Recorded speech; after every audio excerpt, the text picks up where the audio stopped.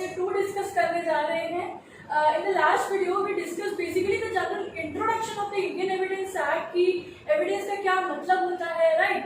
Indian evidence act का preamble क्या कहता है, इस एक्ट का नेचर क्या है, इस एक्ट की नीड क्या है, एंड इस एक्ट का सेक्शन 1 क्या डिस्कस करता है। सेक्शन 1 में बेसिकली बताया था कि ये एक्ट का इन्फोर्समेंट में आया था और इस एक्ट में इसकी एप्लीकेशन कहाँ कहाँ तक है, किन किन चीज़ों पे अप्लाई होता है और किन किन चीज़ों पे अप्लाई नहीं होता है, राइट। सो आई रिकमेंड कि अगर आपने वो लेक्चर नहीं अटेंड किया है तो आप पहले उस वीडियो को देख लीजिए और फिर ही उस वीडियो को देखिएगा, तो उसका जो लिंक है वो मैं डिस्क्रिप्शन बॉक्स में दे दूँगी, राइट। तो चलिए शुरू करते हैं आज के लेक्चर के साथ। आज हम डिस्कस करने जा रहे हैं section 3 of the Indian evidence act, ठीक है। अब आप लोग सोच रहे होंगे कि सेक्शन 1 डिस्कस किया, सेक्शन 3, तो वेयर इज सेक्शन 2? तो गाइस जो सेक्शन 2 है हमारा, दैट हैज बीन रिपील्ड, वो रिपील हो चुका है बाय द रिपीलमेंट एक्ट 1938, ठीक है। तो हम सेक्शन 3 डिस्कस करेंगे। अब सेक्शन 3 क्या बताता है हमें? बेसिकली सेक्शन 3 एक इंटरप्रिटेशन क्लॉज है, इट्स एन इंटरप्रिटेशन क्लॉज,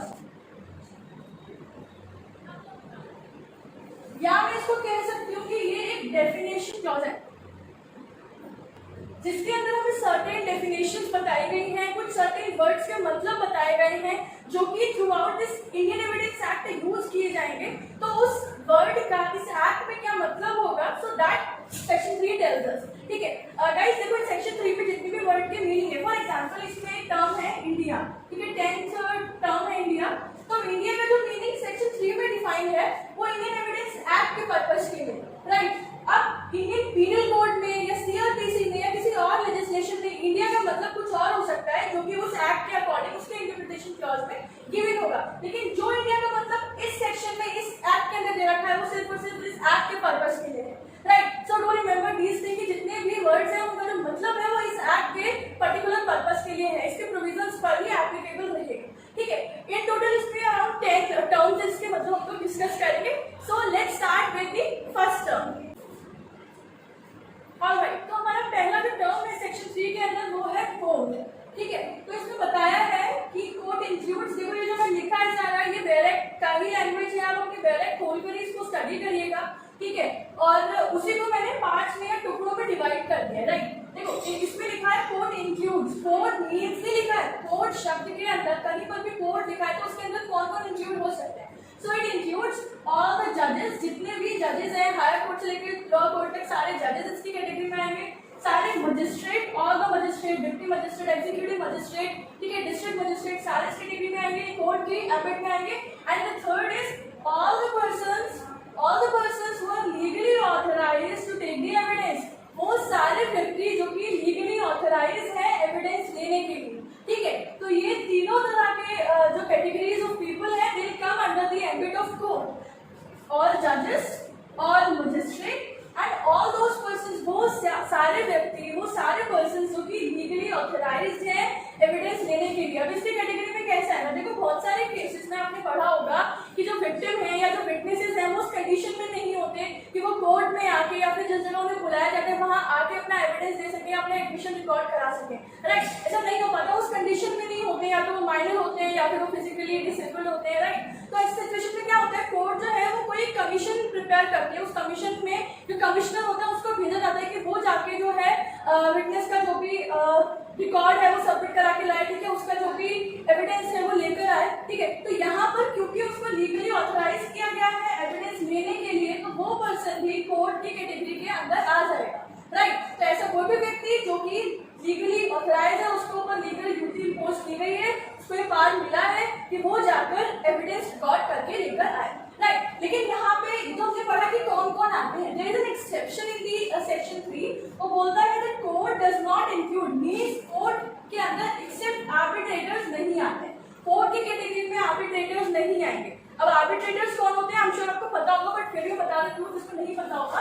देखो कई बार बहुत सारे केसेस में they used to be ADR, alternative dispute resolution system होता है एक, ठीक है, आर्बिट्रेशन प्रोसीजर होता है जिसमें जो पार्टीज होती है वो आउटसाइड ऑफ द कोर्ट जाके अपने डिसीजन को और अपने केस को सेटल करना चाहती है, ठीक है, अपनी म्यूचुअल कंसेंट के साथ। सो एक अल्टरनेटिव डिस्प्यूट रेजोल्यूशन, ठीक है।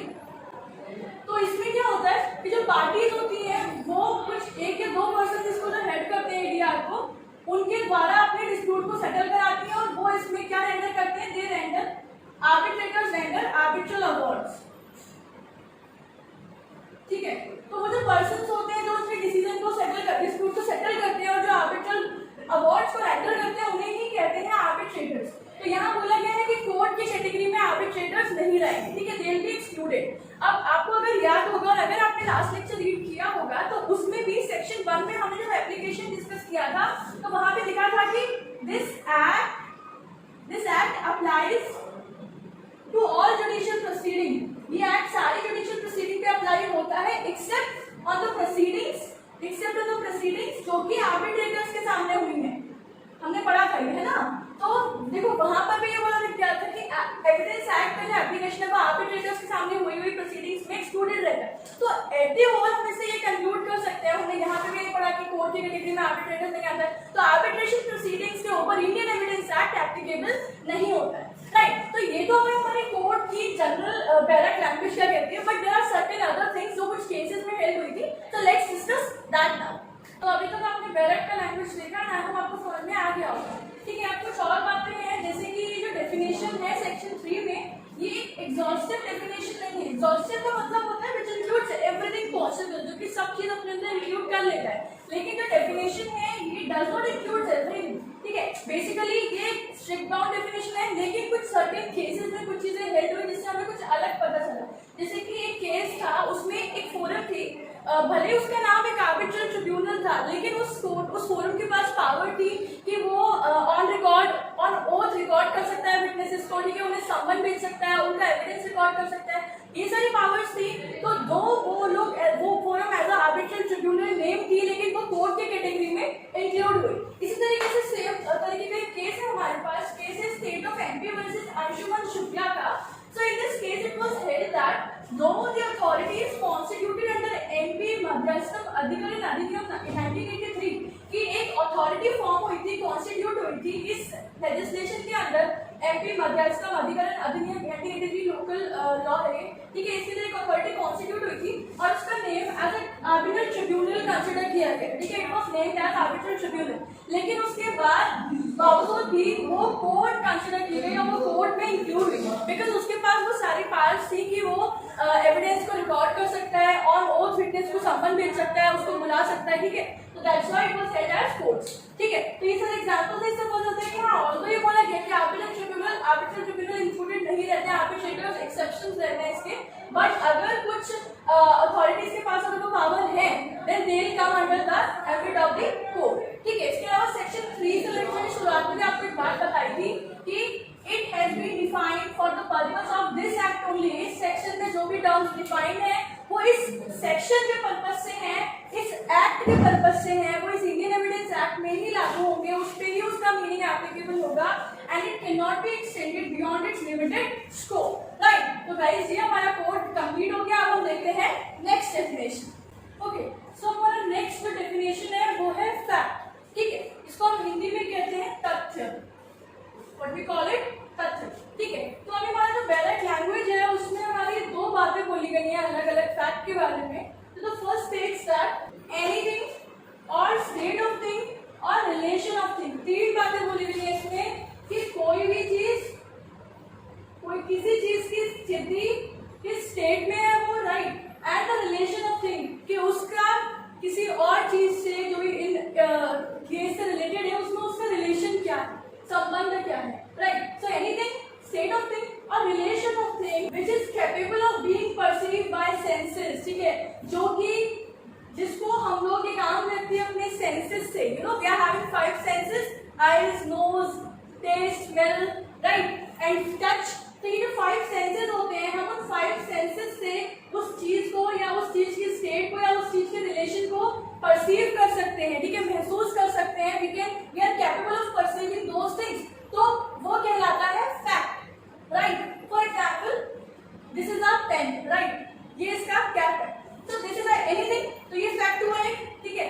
ये किस स्टेट में, ये एक सॉलिड स्टेट में, दिस इज अ फैक्ट। ये कैप और ये इन दोनों का आपस में रिलेशन है, रिलेशन ऑफ थिंग। तो ये वो चीजें हैं जिसको मैं परसीव कर पा रही हूँ अपने सेंसेस से, मैं इसकी आवाज को सुन पा रही हूँ, मैं इसे टच कर पा रही हूँ, मैं इसको पकड़ पा रही रही हूँ, मैं इसको देख पा रही हूँ, so this is a fact जिसको मैं परसीव कर सकती हूँ अपने सेंसेस से, राइट। तो इसको हम कहते हैं, this is known as external fact. क्या बोलते हैं इसको? एक्सटर्नल फैक्ट, ठीक है। इसी के साथ इसको हम बोलते हैं physical fact, because this is physical, we can feel it, we can touch it, we can see it, we can hear it, right, and we can smell it. So this is a physical fact. ये पहला type का fact हो गया।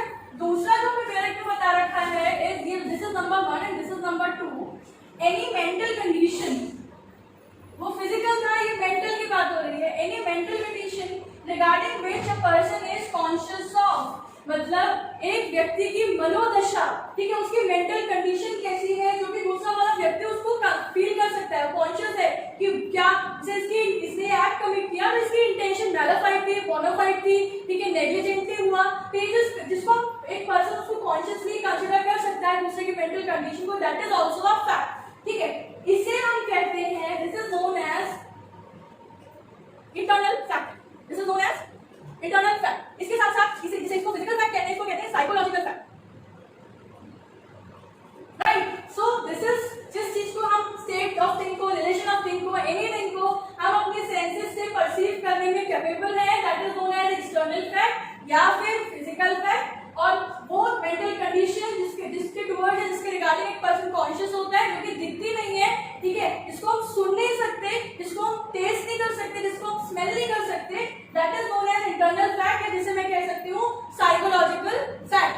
क्या हमारा psychological fact है, इसके towards एक पर्सन सिर्फ और सिर्फ मेंटली कॉन्शियस हो सकता है, राइट। इसको हम फिजिकली ऑब्जर्व नहीं कर सकते। तो यहाँ पे लाइन लिख सकते हैं, this is something which is regarding which a person can be only mentally conscious, right, लिखिए ना, and which cannot be physically observed, जिसे आप physically observe नहीं कर सकते। ये होता है आपका इंटरनल फैक्ट। तो आपको क्लियर हो गया कि तथ्य किस किस प्रकार के हो सकते हैं, राइट। तो ये फैक्ट, अब इसकी इलस्ट्रेशन दे रखे हो, बहुत इंपॉर्टेंट है, उससे आपको चीजें काफी क्लियर होती हैं। चलिए बैरेट में इसकी इलस्ट्रेशन रीड करते हैं। आप लोग अपना बैरेट खोल लीजिएगा, देखो इसका बैरेट है, इसमें टोटल 5 आपकी इलस्ट्रेशन दे रखे हैं। मैं यहाँ लिख नहीं रही हूँ, आप इजीली रीड कर सकते हो। पहला इलस्ट्रेशन है that there are certain objects arranged in a certain order in a certain place. देखो जब मैं पढ़ा रही हूँ और अगर आप पढ़ने के मूड से वीडियो देख रहे हो तो साथ साथ में लिखो, जिस ढंग से मैंने ऐसे चार्ट बना के लाइंस ड्रॉ करके, देखो उससे बैरेट में तो स्ट्रेट लिखा होता है, वो पढ़ने में बोरिंग भी लगता है। लेकिन अगर आप लाइंस के माध्यम से, ग्राफ्स के माध्यम से, इस तरीके से चार्ट फॉर्मुलेट करके पढ़ते हैं ना, उसी लैंग्वेज को अलग ढंग से लिखते हैं, तो आपको चीजें बहुत क्लैरिफाइड होती हैं। And guys believe me, Barrett is the Bible for us law students, इसलिए हमें बैरेट की लैंग्वेज पे सबसे ज्यादा फोकस करना चाहिए और प्राइम ऑफ असाइन उसी पर ही फोकस करना चाहिए, राइट। देखो पहला इलस्ट्रेशन बता रहा है कि there are certain objects, कुछ certain object हैं, वो अरेंज है, they are arranged in certain order, कुछ certain order में वो अरेंज है in a certain place, ठीक है। हम इसको देख सकते हैं, मतलब कि ये एक सर्टेन ऑब्जेक्ट है, व्हाइट बोर्ड है, ये एक सर्टेन ऑर्डर में, मतलब पहले स्टैंड है, उसके ऊपर ये है रखा हुआ एक सर्टेन ऑर्डर में और सर्टेन प्लेस पर, इस ब्लू वॉल के सामने एक सर्टेन प्लेस पर रखा है। So this is something which we can perceive by our senses, right. तो ये कौन सा फैक्ट हुआ? दिस इज एक्सटर्नल फैक्ट और this is a physical fact, ठीक है, दिस इज एक्सटर्नल फैक्ट। ये पहला इलस्ट्रेशन हो गया। देखो दूसरा क्या कह रहा है, दूसरा इलस्ट्रेशन कह रहा है दैट अ मैन हर्ड और सॉ समथिंग, किसी व्यक्ति ने कुछ देखा, किसी व्यक्ति ने कुछ सुना, ये भी एक फैक्ट है, राइट, एक्सटर्नल फैक्ट है, बहुत इजी। थर्ड है that a man said certain words, किसी व्यक्ति ने कुछ सर्टेन वर्ड्स कहे, राइट, कहा उसने, जिसको मैं परसीव कर सकती थी, कैपेबल थी उसको परसीव करने में, राइट। उसने क्या कहा, वो फैक्ट है for a particular case, right. चौथा है आपका a man holds a certain opinion, किसी व्यक्ति की कोई सर्टेन ओपिनियन है, मेरी कुछ सर्टेन ओपिनियन है आप स्टूडेंट्स के बारे में, राइट। तो मेरी ओपिनियन है आपके टुवर्ड्स, तो ये आप क्या देख सकते हो, ये मेरे मैं मेंटली कॉन्शियस हूँ, आप उसको फिजिकली ऑब्जर्व नहीं कर सकते। तो this is what, this is a internal fact और this is a psychological fact. दूसरा है it has a certain intention, मेरे आपके अंदर मेरे लिए कोई सर्टेन इंटेंशन है, वो मैलिफाइड है, वो बोनाफाइड है, ठीक है, वो फ्रॉडलेंट है, ये एक मेंटली कॉन्शियस थिंग है, ठीक है, और uses a particular word in a particular sense, कि मैंने किसी पर्टिकुलर शब्द को, there used to be many words, one words होते हैं जिनका कई अलग अलग अर्थ होता है, राइट, वो कहीं पर किस तरीके से इस्तेमाल किए जाते हैं, कहीं पर किस तरीके से इस्तेमाल किए जाते हैं। तो अब जिस व्यक्ति ने उस शब्द को इस्तेमाल किया उसने पर्टिकुलरली किस पर्टिकुलर सेंस में उसका यूज किया, that can be only, that is something mentally conscious thing, उसको मैं ऑब्जर्व नहीं कर सकती, ठीक है, वो उसके दिमाग में है। तो this is again an internal fact और साइकोलॉजिकल फैक्ट। तो आई होप अब आपको समझ में आ रहा होगा कि क्या एक्सटर्नल फैक्ट है, क्या इंटरनल फैक्ट है, राइट। इसके अलावा लास्ट इसका इलस्ट्रेशन है that a man has a certain reputation, किसी पर्सन की कैसी रेपुटेशन है, ये एक मेंटली कॉन्शियस थिंग है, इसको मैं फिजिकली ऑब्जर्व नहीं कर सकती, वो उसका रेपुटेशन है। This is again an internal fact, right. तो guys with this we are done with the fact, हमें फैक्ट क्लियर हो गया है, फिर भी कोई डाउट है तो आप कमेंट सेक्शन में पूछ सकते हैं, राइट। चलिए आप बढ़ते हैं हमारे थर्ड टर्म की टूल्स। ऑलराइट, तो हमारी थर्ड डेफिनेशन है रेलेवेंट, ठीक है, इसको हिंदी में बोलते हैं सुसंगत, राइट, कि एक फैक्ट रेलेवेंट कब कंसीडर किया जाता है। तो यहाँ पे सेक्शन 3 में बता रखा है कि a fact is said to be relevant to another, एक फैक्ट दूसरे फैक्ट से रेलेवेंट तब माना जाता है, या एक फैक्ट दूसरे फैक्ट का रेलेवेंट तब कंसीडर किया जाता है when one is connected with the other, जब एक फैक्ट दूसरे फैक्ट से कनेक्टेड है in any of the ways which are referred in the provisions of this act relating to the relevancy of facts, ठीक है। ये बोल रहा है कि एक fact is said to be relevant to another, एक फैक्ट दूसरे फैक्ट के लिए रेलेवेंट तब कंसीडर किया जाता है जब वो एक फैक्ट दूसरे फैक्ट से इस तरीके से कनेक्टेड है, जो कि वेज दे रखे हैं इन दी प्रोविजंस, जो कि बात करते हैं रेलेवेंसी ऑफ फैक्ट के बारे में। रेलेवेंसी ऑफ फैक्ट के प्रोविजंस है फ्रॉम सेक्शन 5 टू 55, 5 से 55 तक जितने प्रोविजंस हैं वो हमारे रेलेवेंसी ऑफ फैक्ट्स के बारे में बात करते हैं, जो हम लोग आगे डिस्कस करेंगे। और लास्ट लेक्चर में जब मैंने पूरा फ्लो चार्ट बनवाया था complete the scheme of this act के अंदर, उसमें बताया था कि जो आपका ये है सेक्शन 5 से 55 रेलेवेंसी ऑफ फैक्ट के बारे में बात करता है, ठीक है। तो रेलेवेंस समझ में आ गया कब होता है कोई फैक्ट, एक फैक्ट रेलेवेंट तब माना जाता है जब वो एक फैक्ट दूसरे फैक्ट से इस तरीके से कनेक्टेड है, ठीक है, जिस तरीके से प्रोविजंस में गिवन है in the relevancy of fact के प्रोविजंस जो भी 5 से 55 सेक्शन के अंदर कवर होते हैं, राइट। ये होता है रेलेवेंट। समझ में आ गया आपको एक फैक्ट रेलेवेंट कब होता है। अब इससे रिलेटेड कुछ और चीजें भी हैं, लेट्स सी देम। यहाँ लिखा है एन एविडेंस इज इररिलेवेंट, एक एविडेंस इररिलेवेंट कंसीडर किया जाएगा when it does not tend to establish or create a belief as to the existence or non-existence of the material facts which are an issue। ये बोल रहा है कि एक evidence irrelevant consider किया जाएगा जब वो इस किसी बिलीफ को स्टैब्लिश करने में या क्रिएट करने में फेल हो जाता है। किस चीज के बिलीफ को, कि एक मटेरियल फैक्ट प्रोवाइड किया गया है कि क्या ये जो इशू में बात चल रही है उसकी एग्जिस्टेंस और अपने नॉन एग्जिस्टेंस को लेकर प्रेजेंट किया गया है, और वो अगर उसकी एग्जिस्टेंस या नॉन एग्जिस्टेंस को प्रूव नहीं कर पा रहा है या उसके बिलीफ को एस्टैब्लिश करने में फेल हो जा रहा है, ठीक है, बेचारे इशू, तो उसको कंसीडर किया जाएगा इररिलेवेंट। क्योंकि रेलेवेंट कौन सा फैक्ट है, जो कि एक फैक्ट को दूसरे फैक्ट से कनेक्टेड कंसीडर करे, ठीक है, जो भी प्रोविजन है 5 से 55 तक। लेकिन अगर कोई एविडेंस जो है वो किसी बिलीफ को, कि कोई मटेरियल फैक्ट जो है इशू से रिलेटेड को एग्जिस्टेंस में है या एग्जिस्टेंस में नहीं है, उस बिलीफ को एस्टैब्लिश करने में, क्रिएट करने में फेल हो जाता है, ठीक है, जब वो उसको नहीं एस्टैब्लिश करा पाता तो उसको कहते हैं हम एक इररिलेवेंट एविडेंस, ठीक है। तो और वो इररिलेवेंट कंसीडर किया जाएगा। इसके अलावा रेलेवेंट कौन से होते हैं, so the things which have logical probative value, वो चीजें जिसके पास प्रोबेटिव वैल्यू होती है। लॉजिकल प्रोबेटिव वैल्यू क्या मतलब होता है, something which have the value of proving something, ठीक है, वो किसी चीज को प्रूव करने की वैल्यू रखता है, ठीक है। तो अगर वो प्रोबेटिव वैल्यू का है, उसके पास एक लॉजिकल प्रोबेटिव वैल्यू है, तभी वो चीज एक रेलेवेंट कंसीडर की जाएगी, यानी कि उसके पास इतनी एक कंसीडरेबल वैल्यू है कि वो किसी चीज को प्रूव कर सकता है, राइट। या फिर आई कैन से वो एक अफोर्डेबल प्रूफ प्रोवाइड करा सकता है। फॉर एग्जाम्पल एक घंटे के बाद यहाँ पर किसी पर्सन की डेड बॉडी पड़ी हुई मिलती है, राइट। अब यहाँ पर ये सब पढ़ा हुआ है, मेरा नोटबुक पड़ा है, यहाँ सब लिखा हुआ है, यहाँ पे ये पेन पड़ा होगा, ठीक है, मैं यहाँ पर नहीं हूँ, तो मेरी जो हैंडराइटिंग है, ठीक है, ये एक प्रोबेटिव वैल्यू का एक थिंग है, एक फैक्ट है, ठीक है, जो कि बता सकता है कि यहाँ पे कौन प्रेजेंट था जहाँ पे डेड बॉडी पड़ी है उस जगह पर। तो इसके पास इस बोर्ड के पास ये प्रोबेटिव वैल्यू है, इसीलिए ये एक रेलेवेंट फैक्ट होगा in that particular case. I hope आपको क्लियर हो गया होगा, ठीक है। अब देखो बहुत एक जनरल पॉइंट होता है कि एडमिसिबिलिटी और रेलेवेंसी को हम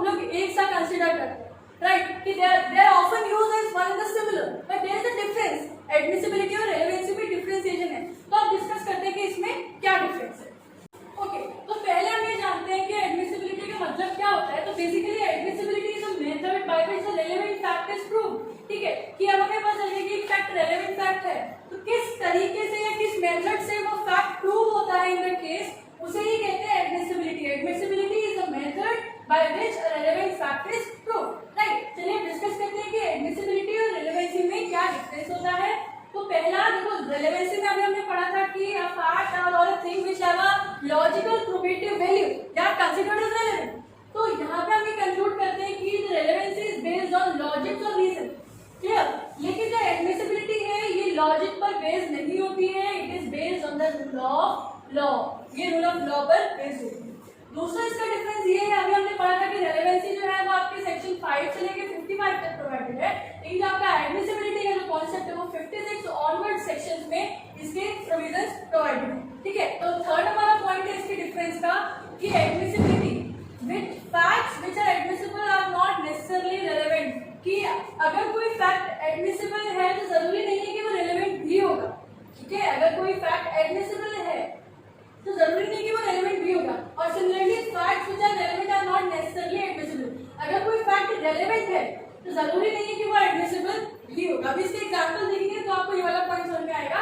फोर्थ इसका डिफरेंस का पॉइंट है कि the rules of admissibility declares whether certain type of evidence are admissible और आर टू बी एक्सक्लूडेड। जो भी रूल्स एडमिसिबिलिटी के हैं वो बेसिकली हमें ये बताते हैं, वो ये डिक्लेयर करते हैं कि सर्टेन टाइप ऑफ एविडेंस, जो particular certain type of evidence है वो एडमिसिबल है या नहीं है। राइट, और रूल्स ऑफ रेलेवेंसी बताते हैं कि कोई फैक्ट रेलेवेंट है इररिलेवेंट है। ठीक है, बताते हैं कि रेलेवेंट है इररिलेवेंट है, बताते हैं कि certain type of relevant evidence, कि certain type of relevant evidence admissible है या एडमिसिबल नहीं। और ये बताता है कि कोई फैक्ट रेलेवेंट कैसे है या कोई फैक्ट इररिलेवेंट है। तो गाइस ये आपका हो गया एडमिसिबिलिटी और रेलेवेंसी का डिफरेंस। अब एक केस है इससे रिलेटेड, इस डिफरेंशिएशन से रिलेटेड, बहुत इंपॉर्टेंट है, चलिए उसको डिस्कस करते हैं। केस का नाम है आपका Ram Bihari Yadav versus state of Bihar. Ram Bihari Yadav versus state of Bihar 1998 का केस। तो मैं इसमें क्या है दो बोली लिख रही हूँ, आप मैं रीड कर रही हूँ, आप चाहे तो उसको नोट डाउन कर सकते हैं। So in this case supreme court observe that the expressions relevancy and admissibility, जो एक्सप्रेशन है relevancy and admissibility, they are used as synonym, क्योंकि ये कई दफा कई सारी जगहों पर ये एज अ सिनोनिम यूज किए जाते हैं, as a same meaning use किए जाते हैं, but their legal implications are different. लेकिन जो इनके लीगल इम्प्लीकेशंस हैं वो अलग अलग हैं। इसमें बेसिकली ये है किया गया that their legal implications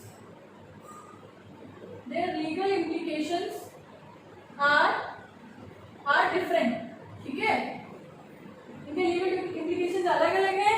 as facts which are relevant may not be admissible, क्योंकि कई बार जो फैक्ट रेलेवेंट है वो हो सकता है एडमिसिबल ना हो, और जो एडमिसिबल है वो रेलेवेंट ना हो। इसका एग्जांपल मैं आपको देती हूँ। तो देखो ये दो आपके एग्जांपल है। पहला है communication which is made by the spouse during marriage, की शादी के दौरान जो हस्बैंड और वाइफ आपस में जो कम्युनिकेशन करते हैं वो भले ही रेलेवेंट हो सकते हैं किसी केस में, लेकिन वो एडमिसिबल नहीं कंसिडर किए जाएंगे, because they are basically the private communication. ठीक है, तो वो कम्युनिकेशन रेलेवेंट हो सकती है लेकिन वो एडमिसिबल नहीं होगी। Similarly communication which is made between an advocate and client, जो कम्युनिकेशन जो बातचीत एक एडवोकेट और क्लाइंट के बीच में होती है वो उनके पर्सनल एम्बिट में होती है।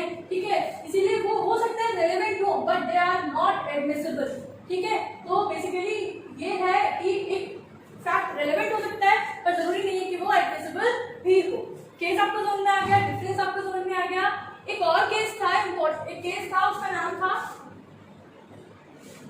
Are versus Richardson. R versus Richardson में कुछ सर्टेन प्रिंसिपल्स दिए हुए हैं। ठीक है, relating to the relevancy of the fact, कि किस तरीके से कोई फैक्ट रेलेवेंट होगा उसके प्रिंसिपल्स हैं।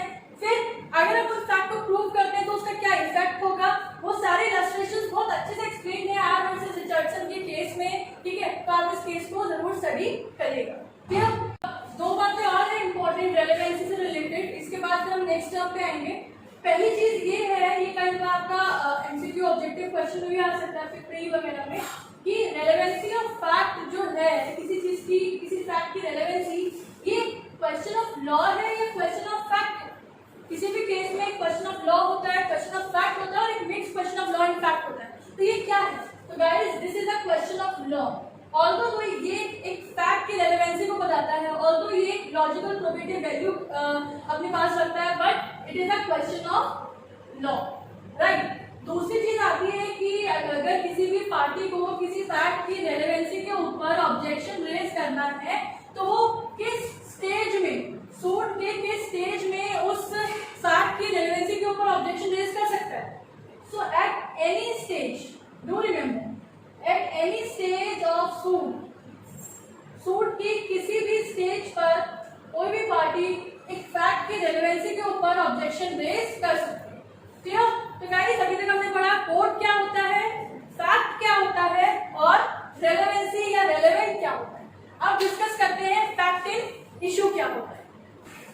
ऑलराइट, तो हमारा फोर्थ टर्म है सेक्शन 3 के अंदर फैक्ट इन इशू। इसको हम कह सकते हैं आसान भाषा में मुद्दे की बात या फिर लड़ाई की जड़। ठीक है, लड़ाई की जड़ क्या है आखिर इस केस के अंदर, मुद्दा क्या है इस केस के अंदर, या मैं कह सकती हूँ what is the question in dispute between the parties. इस केस के अंदर पार्टीज के बीच में डिस्प्यूट क्यों खड़ा हुआ है, उसका क्वेश्चन क्या है। यही होता है फैक्ट इन इशू कि एक पार्टी ने कोई बात कही, दूसरी पार्टी ने भी उसको एक्सेप्ट कर लिया, अच्छा ठीक है ओके, तो वो रेलेवेंट फैक्ट हो गया। ठीक है, वो फैक्ट इन इशू नहीं होगा। अगर वो पार्टी दूसरी पार्टी अगर कोई फैक्ट प्रेजेंट कर रहा है और दूसरी पार्टी उसको मना करती कि नहीं ऐसा नहीं, या अगर वो कह रहे हैं नहीं तो वो कहते नहीं ऐसा है, मतलब उस पर मुद्दा उठ रहा है, तो वही होता है फैक्ट इन इशू। बस इतनी सी बात है। अब इसकी डायरेक्ट लैंग्वेज क्या कहती है, any fact from which either by itself or in connection with other fact, कोई भी फैक्ट या तो वो खुद से या फिर वो किसी और फैक्ट के इन कनेक्शन में एग्जिस्टेंस, नॉन एग्जिस्टेंस, किसी चीज के होने, किसी चीज के नहीं होने, किसी चीज के नेचर, किसी चीज के एक्सटेंट, या किसी की राइट, लायबिलिटी या डिसेबिलिटी के एक्सटेंट को, नेचर को, एग्जिस्टेंस को, नॉन एग्जिस्टेंस को डिपिक्ट कर रही है। ठीक है, और अगर कोई पर्सन उसको असर्ट कर रहा है, या तो उसको कह रहा है कि ऐसा है, फिर दूसरा पर्सन कह रहा है कि ऐसा नहीं है, in the court of proceeding, that is known as a fact in issue. कि अगर कोई फैक्ट किसी राइट या लायबिलिटी या डिसेबिलिटी को, की एग्जिस्टेंस को या नॉन एग्जिस्टेंस को या उसके नेचर को या उसके एक्सटेंट को, ठीक है, डिपिक्ट कर रहे हैं या दर्शा रहे हैं, या तो खुद से किसी और फैक्ट के इन कनेक्शन में, और अगर कोई पार्टी उसको असर्ट करे कि हाँ ऐसा है, या उसको डिनाई कर रही है इन द सूट, तो यही कहलाता है आपका फैक्ट इन इशू। और आसान भाषा में समझना है तो it simply states a question in dispute between the parties. Parties के बीच में डिस्प्यूट का क्वेश्चन क्या है, मुद्दे की बात क्या है, लड़ाई की जड़ क्या है, राइट। ठीक है, अब देखते हैं कुछ एलिमेंट्स है इसके। ठीक है, तो देखो किसी भी सेक्शन के हम एलिमेंट्स लिखते हैं तो वो डायरेक्ट से ही डिराइव्ड होते हैं, तो बिल्कुल बहुत सिंपल से है। पहला इसका एलिमेंट ये है that the fact should be in dispute between the parties. वही बात है कि जो फैक्ट है, जो फैक्ट इन इशू है, वो पार्टीज के बीच में डिस्प्यूटेड होना चाहिए। मतलब एक पार्टी दूसरी पार्टी के द्वारा प्रेजेंट किए हुए फैक्ट को सेटिस्फाइड नहीं है, या उसको डिनाई या असर्ट नहीं है, राइट। तो जो फैक्ट है वो इन डिस्प्यूट होना चाहिए बिटवीन द पार्टीज। और दूसरा, the fact should touch the questions of rights और लायबिलिटीज। जो फैक्ट्स हैं वो राइट्स, किसी न किसी पार्टी के राइट और लायबिलिटी के क्वेश्चन को टच कर रही है। ठीक है, कि ये इस पार्टी का राइट है या ये इस पार्टी की लायबिलिटी है, अगर ऐसे क्वेश्चन को टच कर रहा है फैक्ट, तो that fact is a fact in issue, right. देखो, the fact in issue is depend upon the ingredients of the offence. जो फैक्ट इन इशू है वो जनरली किस पर डिपेंड करता है, वो डिपेंड करता है कि जो ऑफेंस है, केस में जो ऑफेंस कमिट हुआ है उसके क्या इंग्रेडिएंट्स थे। ठीक है, कि एक मर्डर हुआ है किसी पर्सन का, तो उसने किस तरह के वेपन का इस्तेमाल किया, किस जगह पर किया, किस तरीके से किया, उसका कैसा इंटेंशन था। तो ये जितने भी इंग्रेडिएंट्स हैं उसी पर डिपेंड करता है fact in issue and the state of parties pleading. और इसके साथ साथ जो पार्टीज हैं उन्होंने अपनी प्लीडिंग्स में क्या क्या बात कही है, क्या क्या बात रखी है, उन दोनों चीजों को ऊपर ही डिपेंड करता है हमारा फैक्ट इन इशू।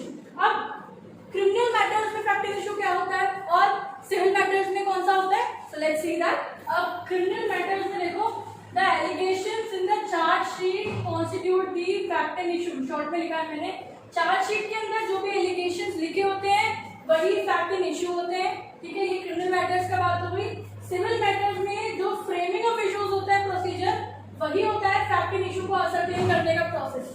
ठीक है, हम लोग सिविल केसेस में, सिविल सूट में इश्यूज को फ्रेम करते हैं ना, तो वही होता है फैक्ट इन इशू को को असरटेन करने का प्रोसेस। अच्छा, आप लोग मुझे कमेंट सेक्शन में बताइए कि फ्रेमिंग ऑफ इश्यूज कौन से ऑर्डर में, कौन से रूल में स्पेसिफाइड, ठीक है, to let me know in the comment section. तो गाइस ऐसे हमारा पूरा हो गया फैक्ट एंड इशू का टर्म क्या मतलब है, क्या क्या चीजें इंक्लूड होती हैं सिविल में और क्रिमिनल में, कैसे फैक्ट एंड इशू होता है, राइट। देखो एक और टर्म है हमारे सेक्शन 3 में, एविडेंस है, एविडेंस, ठीक है। लेकिन एविडेंस मैंने, मुझे लगता है लास्ट सेक्शन में इतना डिटेल में और इसका डायरेक्ट लैंग्वेज सब इतने अच्छे से समझा दिया, मुझे दोबारा रिपीट करने की जरूरत नहीं है। तो आप लोग उस वीडियो को यहाँ देख सकते हैं, ठीक है, और वहां से आप देखकर एविडेंस का मतलब पूर्ण रूप से समझ सकते हैं। तो अब हम लोग नेक्स्ट डिस्कस करते हैं डॉक्यूमेंट। नेक्स्ट है हमारा डॉक्यूमेंट। डॉक्यूमेंट क्या होता है? पहली चीज तो ये कि डॉक्यूमेंट के अंदर आपका इलेक्ट्रॉनिक रिकॉर्ड दिया जाएगा। आईटीएफ के बाद ये चीज आपकी ऐड ऑन कर दी गई थी। तो सेक्शन 3 बताया है document means the matters which are expressed or described, या तो एक्सप्रेस किए गए हैं या डिस्क्राइब किए गए हैं अपॉन एनी सब्सटेंस।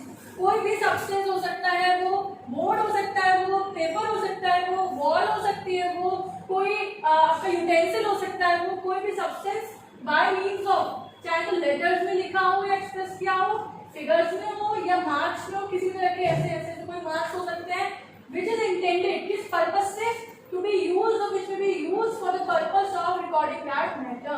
उस मैटर को रिकॉर्ड करने के इंटेंशन से, उसके पर्पस से ही वो मैटर उस पर एक्सप्रेस किया गया है, ठीक है, उसे कहते हैं हम document. Document is a matter express or described upon any substance by means of letters, figures, marks which is intended to be used, जो कि इसके इंटेंशन है उसको यूज किया जाएगा, यूज किया जा सकता है, या तो इंटेंशन है या किया जा सकता है for the purpose of recording that matter, उस मैटर को रिकॉर्ड करने के लिए, फॉर अ पर्टिकुलर केस, ठीक है, उस केस में उसको रिकॉर्ड किया जा सकता है एज एन एविडेंस। तो this is what known as document. तो जरूरी नहीं कि वो पेपर में ही हो, वो किसी अगर यू नो किसी भी टूल पे लिखा हुआ है, वो किसी भी आपके एलिमेंट पे लिखा हुआ है, किसी पत्थर पे लिखा हुआ है, क्योंकि यहाँ लिखा है एनी सब्सटेंस, एनीथिंग, किसी पे भी लिखा हुआ हो सकता है, तो वो डॉक्यूमेंट में इंक्लूड होगा, राइट। कुछ इलस्ट्रेशंस है डायरेक्ट में, वो देखते हैं।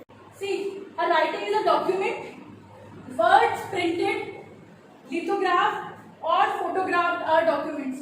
अगर कोई वर्ड्स किसी जगह पे प्रिंट करें, जैसे प्रिंटेड है, ठीक है, अगर कोई फोटोग्राफ है, प्रिंटेड है, तो वो सब आपका डॉक्यूमेंट की कैटेगरी में आएगा। A map और प्लान इज अ डॉक्यूमेंट। कोई मैप है किसी चीज का, किसी सिटी का, या किसी भी एक पुराने जमाने में एक बड़ा सा महल होता है, उसका पूरा मैप होता है कि यहाँ पे है, वहाँ पे वो है, ठीक है, या कोई प्लान है, तो डॉक्यूमेंट है। अगर वो किसी मैटर को क्या नाम है रिकॉर्ड करने के पर्पज से ही उसको एक्सप्रेस और डिस्क्राइब किया गया है। उसके अलावा इंस्क्रिप्शन ऑन मेटल प्लेट और स्टोन इज अ डॉक्यूमेंट। कई बार लोग स्टोन, पत्थर वगैरह पे कुछ लिखवा देते हैं, इंस्क्रिप्ट करा देते हैं, उसमें चढ़वा देते हैं, ठीक है, तो वो भी डॉक्यूमेंट की कैटेगरी में आएगा। इसके अलावा caricature is a document. Caricature, cartoon बना के उसकी फॉर्म में कुछ चीज इंडायरेक्ट मतलब में समझाई जाती है, उसे कैरिकेचर कहते हैं। जैसे आप लोगों ने न्यूज़पेपर में देखा होगा, कई बार होता है कि वहाँ पे कार्टून्स, पॉलिटिशियंस के कार्टून्स बने होते हैं और इंडायरेक्टली व्यंग्य के तरीके से वो कुछ ना कुछ डिपिक्ट कर रहे होते हैं, that is known as caricature. वो भी एक डॉक्यूमेंट कंसिडर किया जाएगा, ठीक है। तो गाइस ये हो गया हमारा डॉक्यूमेंट। लास्ट क्वेश्चन है proved, disproved and not proved. अब हमारी टर्म्स हैं ये 7th 8th और 9th नंबर की टर्म्स हैं। This is 7, this is 8 and this is 9। ये है प्रूव्ड, डिसप्रूव्ड और नॉट प्रूव्ड। तीनों मैं एक ही चार्ट के माध्यम से आपको एक ही बार में बता देती हूँ, ठीक है। और इसके बाद हमारा 10th नंबर का लास्ट टर्म है इंडिया। फिर ये लेक्चर को हम यहीं पर ओवर करेंगे। तो ये बोल रहे हैं कि a fact is said to be proved, disproved or not proved when the court after considers matter either एक fact proved है, एक fact disproved है, या एक fact not proved है, वो तब कंसिडर होता है जब कोर्ट कंसिडर करती है मैटर को कि either believes it to exist, कि या तो कोर्ट ये बिलीव करती है कि ये फैक्ट एग्जिस्टेंस में है तो उसको प्रूफ कंसिडर कर लेती है, either believes it that it does not exist, या तो कोर्ट ये बिलीव करती है मैटर को कंसिडर करने के बाद कि जो फैक्ट है ये एग्जिस्टेंस में नहीं है, ठीक है, ये फैक्ट जो है वो एग्जिस्ट नहीं करता है, तो उसको डिसप्रूव कंसिडर करती है, राइट। एंड जब कोर्ट को लगता है कि वो ना तो प्रूव हो सकता है ना ही डिसप्रूव होता है, तो कोर्ट उसको क्या कंसिडर करती है, नॉट प्रूव। तो ये मेरी 3 कैटेगरी है, proved, disproved and not proved. इसके अलावा या तो प्रूव मैंने बोला पहले कि या तो कोर्ट बिलीव करती है कि वो एग्जिस्टेंस में, इसके अलावा और करके है further when the court considers its existence सो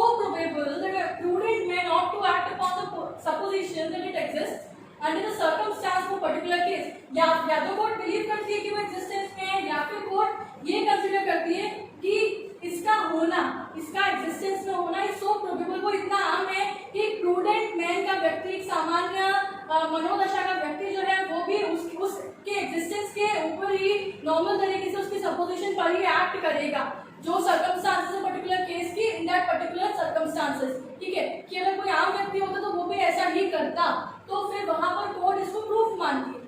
या फिर अगर it court considered its non-existence is so probable that a prudent man ought to act upon that supposition that it does not exist under the circumstance of a particular case, या फिर जो court है वो उसकी non existence को ऐसा consider करती है कि वो इतनी प्रोबेबल है कि जो एक प्रूडेंट मैन का व्यक्ति है वो सपोज उसको ये सपोज करेगा कि एग्जिस्टेंस में ही नहीं है, उसके बेसिस पर उसमें एक्ट अपॉन करेगा in the particular circumstantial cases, तो फिर वो वहां पर कोर्ट उसको उस फैक्ट को डिस्प्रूव कंसिडर करेगी, राइट। तो ये ऐसे है हमारा प्रूफ, डिस्प्रूव्ड और not proved. I hope it's clear, ठीक है। अब ये हो गए सारे, बस लास्ट एक पॉइंट बचता है हमारे पास, लास्ट टर्म इज इंडिया, ठीक है। तो यहाँ बैरक में दे रखा है that it means the territory of India, India का यहाँ मतलब है टेरिटरी ऑफ इंडिया, इंडिया का राज्य क्षेत्र क्या है जो भी है वो सब इंडिया कंसिडर किया जाएगा। देखो पहले जम्मू कश्मीर ऑर्गेनाइजेशन एक्ट से पहले इसमें लिखा था except Jammu Kashmir, except Jammu and Kashmir, but अब सिर्फ ये है कि it means the territory of India, because after the reorganisation act ये सारे जो एक्ट्स हैं वो जम्मू कश्मीर पर भी लागू होते हैं।